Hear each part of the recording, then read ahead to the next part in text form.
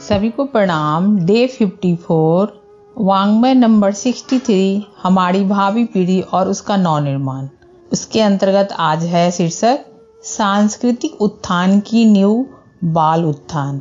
इसके पहले हम लोगों ने स्वाध्याय किया कि शिशु का सुशिक्षण जो है, सुशिक्षा हम बाल्यावस्था से ही देना, यानी कि गर्भावस्था से भी चाहे तो हम दे सकते हैं। तो फिर बच्चे क्या है, परिपक्व स्थिति में आते आते वो संस्कार उसके रूप में उसके अंदर यदि बीजारोपित रहते हैं तो वो धीरे धीरे वो प्रस्फुटित और पल्लवित होने लगते हैं। उसी के अंतर्गत आज है सांस्कृतिक उत्थान की नींव बाल उत्थान। भूलों, त्रुटियों और पापपूर्ण जीवन को कठोर तपस्या और गहन पश्चाताप के बाद भी उतना पवित्र और निर्मल नहीं बना सकते जितना प्रारंभिक जीवन के चरित्र निर्माण से ही मनुष्य का जीवन शुद्ध हो जाता है। अंतर मन में प्रसुप्त कुसंस्कार जब भी अनुकूल परिस्थितियां पाते हैं तभी मस्तिष्क में घोर क्रांति उत्पन्न कर देते हैं, जिससे आंतरिक पवित्रता पर बार बार मल विकारों का उतार चढ़ाव बना रहता है। इस स्थिति के रहते स्वाभाविक उज्ज्वलता आ नहीं पाती। इसलिए भारतीय धर्म का निरूपण करने वाले आचार्यों ने यह व्यवस्था पहले ही बना दी थी कि लोगों के चरित्र उनके शैशव काल में ही दृढ़ कर दिए जाएं। आयु बढ़ने के साथ उनमें चारित्रिक प्रौढ़ता आती जाती है। ऐसे मनुष्य ही आगे चलकर महान, मनस्वी, तेजवान तथा आत्मबल संपन्न होते थे। जब तक यह परंपरा देश में यथावत चलती रही तब तक यहाँ सुख, शांति और समृद्धि में किसी बात की कमी नहीं रही। हम सब जैसा जानते हैं कि हमारे भारत जो है, भारत की जो पुरातन सनातन धर्म है वो भारतीय संस्कृति जो विश्व प्रसिद्ध थी और अभी भी है। भारत जगत गुरु कहलाता था। क्यों? क्योंकि हमारे यहाँ एक एक व्यक्ति की जो इकाई रूपी व्यक्ति थी, सब में एक ऐसी सांस्कृतिक उत्थान के मतलब उसमें चिन्ह मिलते थे, क्योंकि उनके शैशव काल में, गर्भावस्था में, गर्भाधान से पहले माता पिता इतने सुयोग्य होते थे को आने वाली पीढ़ी को गढ़ने के लिए तमाम तरह के उपाय किया करते थे। और हम जब सोचते हैं कि बच्चा बड़ा होगा तो खुद ही सीख लेगा, बच्चा बड़ा होगा तो ये कर लेगा, वो कर लेगा, प्राय हम देखते हैं कि अभी कुछ भी बात अगर आध्यात्मिक हो तो माँ बाप के में ही दोष देखने को मिलता, वही कहा करते हैं कि अभी तो बच्चा है, बाद में सीख लेगा। लेकिन ये हम भूल करते हैं कि इसका निर्माण बाल्यावस्था में ही किया जा सकता है। सांस्कृतिक उत्थान की, सांस्कृतिक बातों की बीजारोपण शैशव काल में ही किया जा सकता है। और उसके करने से क्या होता है कि तमाम परिस्थितियां बाद में अनुकूल या प्रतिकूल जो भी आए, तो बच्चा यदि अंदर से वो संस्कृति मतलब वो सुसंस्कारी रहता है तो उसको विशेष दिक्कतें नहीं आती। वो टोलियों में रहकर, भीड़ों में रहकर, अपने दोस्तों के बीच में रहकर भी अपने मूल स्वभाव और प्रभाव को नहीं भूलता है। आज जिस रूप में बालकों को इतना उपेक्षित देखते हैं, उससे प्रत्येक विचारवान को गहरा धक्का लगता है। बालकों के नैतिक अपराध आज जिस गति से बढ़ रहे हैं, उन्हें देखते हुए समाज सुधारकों को चिंतित होना स्वाभाविक ही है। स्वभाव में जब द्वेष तथा दुर्गुण गहराई तक जम जाते हैं तो यदि किसी प्रकार की सुधार के कार्यक्रम बनाए भी जाए तो उनमें भारी शक्ति लगाकर कभी मनवांछित सफलता मिलती नहीं है। व्यवहारिक कठिनाई यह है कि हमारे अभिभावक इस जिम्मेदारी को उदारता पूर्वक वहन नहीं करते। अधिकांश को तो इस विषय में ज्ञान ही नहीं होता कि बालकों का चारित्रिक विकास किस प्रकार करें। स्वेच्छाचारी बालक समाज के द्वेष दुर्गुणों को ही ग्रहण कर लेते हैं, क्योंकि यही सब तो उनके पास आसपास जमा होते हैं। बालकों का निर्माण गर्भावस्था में आने से ही होने लगता है। इस आवश्यकता को ध्यान में रखते हुए ही भारतीय आचार्यों ने संस्कार पद्धति चलाई थी। इससे बालकों के नैतिक प्रशिक्षण में किसी प्रकार की कठिनाई उत्पन्न नहीं होती थी। दार्शनिक सुकरात के पास एक स्त्री आई। उसने पूछा, गुरुदेव, अपने बच्चे की शिक्षा मैं कब से प्रारंभ करूं? बच्चे की उम्र क्या है? सुकरात ने पूछा। 4 वर्ष।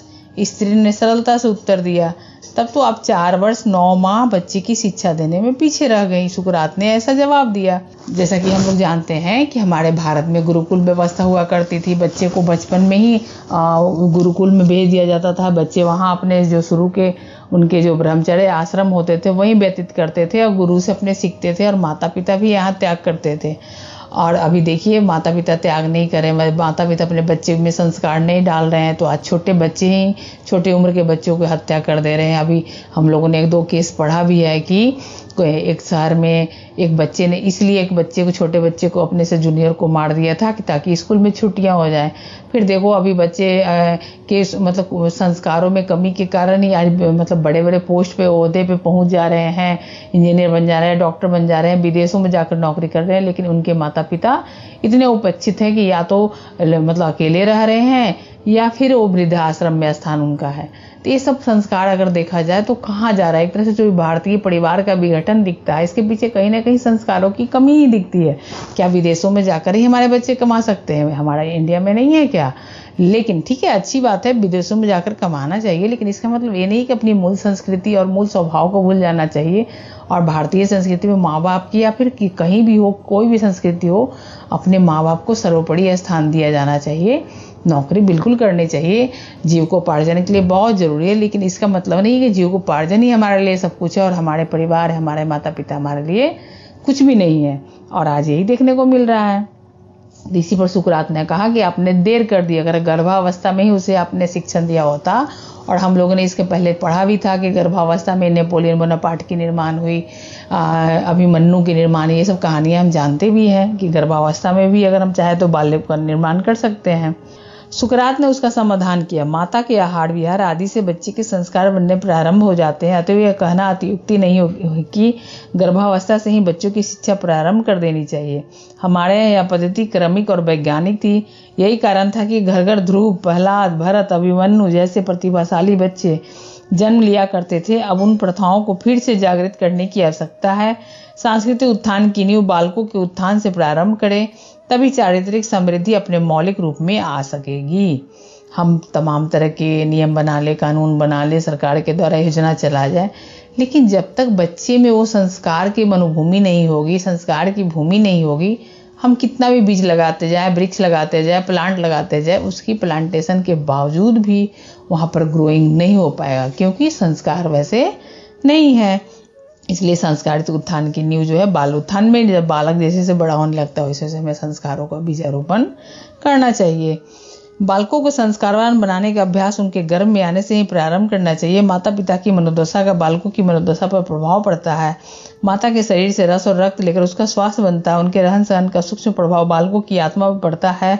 अतः खान पान, रहन सहन तथा व्यवहार में माता पिता को गर्भावस्था में बालक के आते ही सात्विकता का पर्याप्त समावेश करने लेना चाहिए। जो माताएं मिर्च, मसाले, खटाई, तीखे, कसैले, बासी भोजन का प्रयोग करती हैं, उनके बच्चे अधिकांश क्रोधी, दुष्ट तथा तामस प्रकृति के होते हैं। वस्त्र, आभूषण, बोली, भाषा आदि का भी गर्भस्थ बच्चे पर प्रभाव पड़ता है। पति पत्नी में प्रेम और सदाचार न हो तो बच्चे भी दुर्गुणों, नास्तिक और छिछोरी प्रकृति के होते हैं।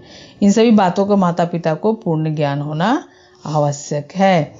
यहाँ बताया जा रहा है कि संस्कार बनवाने का अभ्यास उनके गर्भ से ही करना चाहिए। और हम लोगों ने उदाहरण पढ़ा भी था कि कैसे गर्भावस्था में ही अभिमन्यु और नेपोलियन बोनापार्ट की निर्माण हुई थी, जाने अनजाने में ही सही। जन्म लेने के पश्चात किशोरावस्था में आने तक बच्चा अधिकांश माता के ही संरक्षण में रहता है। उस समय माता की चेष्टाओं और क्रियाकलापों का बालक बड़ी सूक्ष्मता से अवलोकन करता रहता है। इसलिए यह समय माता की सबसे बड़ी जिम्मेदारी का होता है। इस अवस्था में बच्चे को भय दिखाना, अपवित्र रखना, उन्हें निद्रा आदि के लिए नशीली वस्तुएं खिलाना हानिकारक होता है। कामजन चेष्टाएं, क्रोध, कलह आदि का दूषित प्रभाव बालक पर पड़े बिना नहीं रहता। जिन स्त्री पुरुषों में पारस्परिक स्नेह, प्रेम और मैत्री की भावना नहीं, उनके बच्चे स्वभावतः उदंड और स्वेच्छाचारी ही हो जाते हैं। अतएव यह हमेशा ध्यान रहना रहे कि आप कोई ऐसी चेष्टा ना करें जो बालक के कोमल मस्तिष्क पर अपना बुरा असर जमा ले। और हम लोग जानते भी हैं कि बालक जो है बड़ों का नकल करते हैं, तो हमारी कोई भी एक्टिविटी ऐसी नहीं होनी चाहिए जिसमें बालक को सीखने के क्रम में कोई उसको सीख मिलने में उसमें व्यवधान पड़े। 5 वर्ष की अवस्था आ जाने पर बालक को ज्ञान विपाशा बढ़ने लगती है। अभी तक जिन वस्तुओं को मात्र खेल और तोड़फोड़ का साधन समझता था, उनके प्रति उनका जिज्ञासा भाव बढ़ने लगता है। इस उम्र में बच्चे को चित्र, कथा और कहानियां बहुत पसंद आती है। लोरियां, मधुर संगीत में उनकी रुचि जागृत होती है। इसके लिए वे कभी कभी हट भी करते हैं। इस समय बालकों को सुंदर सुंदर मित्र, जिनमें महापुरुषों के चित्र, प्राकृतिक दृश्य आदि ही हो, दिखाने के लिए कलात्मक वस्तुओं से अपनी निवास की सजाना और बालकों में उनकी रुचि पैदा करनी चाहिए। महापुरुषों की जीवनियाँ सरल एवं सुबोध ढंग से सुनानी चाहिए। करुण, शांत और मनोरंजक लोरियों से बालकों का मन बहलाव भी होता है। उन्हें उनके मनोजगत में सात्विक संस्कारों का आविर्भाव भी होने लगता है। इस अवस्था में चाहे तो बच्चे का मस्तिष्क किसी भी दिशा में लगा सकते हैं। यहाँ बताया जा रहा है कि बच्चे में तो एनर्जी होती है। देखते हैं हम लोग बच्चे को कितना भी अगर एंगेज ना करें तो कोई ना कोई काम में एंगेज रहता ही है। तो हम कहीं ना कहीं उस बच्चे का जो है एनर्जी को उसका सुनियोजन कर लें। इस युग में शिक्षा का उद्देश्य अर्थ उपार्जन हो गया तो यह तो संभव ही नहीं कि गुरुकुल प्रथा का एकाएक प्रचलन हो जाए। पर इतना तो प्रत्येक अभिभावक कर ही सकते कि बालकों को पूर्ण ब्रह्मचर्य में और संयम के साथ रख उन्हें शिक्षित तथा विचारवान तो बना दें। अपरिपक्व अवस्था में विवाह या सांस्कृतिक व्यवसाय आदि में लगा देना भारी भूल है। अनुभवहीनता के कारण ऐसे बच्चों का जीवन प्रायः असफल ही रहता है और उन्हें जीवन भर तरह तरह के दुख कष्ट और क्लेश भुगतने पड़ते हैं। गृहस्थ की दुर्दशा एक जबरदस्त कारण यह भी गृहस्थी की बागडोर जैसे मजबूत हाथों में पड़नी चाहिए, हाथ वैसे नहीं हो पाते। अनियंत्रित घोड़े वाले रथ की जो दशा होती है ठीक वैसे ही दुर्दशा उस गृहस्थी की भी होती है जिसके सदस्यों को न तो जीवन जीने की कला ही आती है न उनमें इतने ज्ञान और अनुभव ही होता है। अंध परंपराओं के रूप में चल रही आज की गृहस्थियों में किस प्रकार के द्वंद्व छाए हैं यह किसी से छिपा नहीं है। और हम लोग देख भी रहे हैं कितने तलाक की घटनाएं हो रही है, आपस में पति पत्नी में ट्यूनिंग नहीं बन रहे हैं। कहीं ना कहीं इस भौतिक जीवन में भौतिक पदार्थों का प्रभाव और लोग भौतिक पदार्थों या भौतिक जीवन को ही सब कुछ मान लेते हैं, तो वहीं पर लोग गलती करते हैं। शिक्षा मनुष्य के जीवन को सत्यवादी कर्मशील बनाती है। यह शिक्षा यदि धार्मिकता से अनुप्राणित रहे तो उस गृहस्थ जीवन में आनंद आ जाता है कि मनुष्य की बार बार भूमि पर आकर जन्म लेने की इच्छा होती है। सामाजिक प्रगति और राष्ट्रीय उत्थान के लिए भी आवश्यक बात है कि यहाँ का प्रकृति प्रत्येक नागरिक शिक्षित तथा धर्म दीक्षित बने।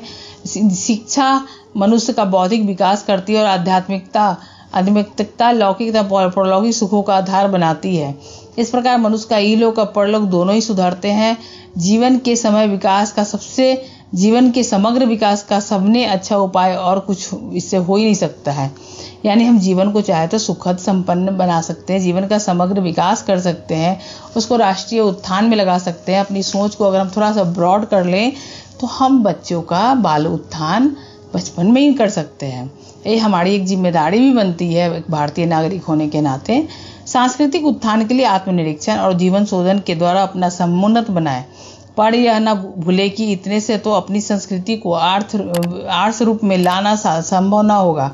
आज की सबसे बड़ी आवश्यकता यह है कि हमारे बालकों का चारित्रिक विकास हो, बालकों का नैतिक उत्थान होगा तो वे परिस्थितियां आते देर न लगेगी जिनमें हमारे समाज का गौरव फिर से अपने पूर्व रूप से हिलमिलाने लगेगा। वही बातें यहाँ बता रहे हैं कि हम बच्चों के अगर हम उसके आगे के जीवन में भौतिक जीवन को बढ़ते हुए देखना चाहते हैं तो हमारा ये कर्तव्य बनता है कि हम उसका चारित्रिक विकास भी करें। क्योंकि लाइफ है तो उतार चढ़ाव लगे रहते हैं, घर परिवार में भी टेंशन लगे रहते हैं, लेकिन इसका मतलब ये नहीं होता है कि हम मैदान छोड़ दें और हमें ये कहा सोच के बातें माने कि हमें टाइम नहीं मिलता है। लेकिन हम समय का रोना ना रोने और हम कोशिश करें कि हम परिस्थितियों को अपने जीवन पर हावी ना होने दें और जो भी काम मिले उसे ईमानदारी से करें और उसको करते हुए हम अपनी जिम्मेदारी को निभाएं। हमारी भावी पीढ़ी का नवनिर्माण ऐसे ही होता चला जाएगा। सभी को धन्यवाद।